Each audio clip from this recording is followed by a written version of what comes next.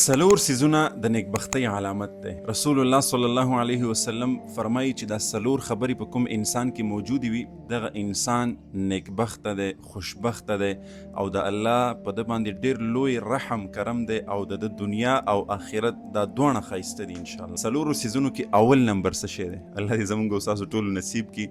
هغه دی نیکه او پاکه بیبي، وفاداره بیبي چې الله جل شانه داسې لایف پارټنر درکړله چې هغه وفاداره هم ده، دینداره هم ده او نیکه هم ده.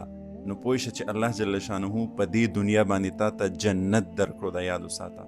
رسول الله صلی الله علیه وسلم فرمایي چې نیکه بیبي دا په دې دنیا باندې جنت دی او چاته چې الله نیکه بیبي ورکړه دنیا او آخرت دواړه برابر دي. الله دې زموږ او ستاسو نصیب کړي. دعاګانې به کوو یو بل ته. صحیح ده. دویم نمبر ذکر کوونکې ژبه چې الله داسې ژبه درکړې ده چې هغه د الله په ذکر کې مصروفه وي، په غیبت او بدګویي کې نه بلکې د الله په ذکر، د الله په یادولو کې مصروف وي.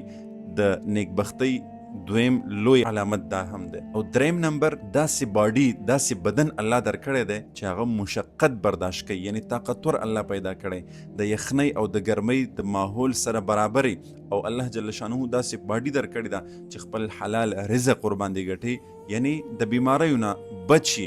نو دا هم د نیکبختۍ علامت دی. او څلورم نمبر داسې زړه الله درکړی دی چې په هر حال کې شکر کوونکی دی. که غم راځي، که مصیبت راځي، که مشکل راځي، خو ستا زړه مطمئن دی په الله باندې، د الله په فضل باندې، د الله په کرم باندې.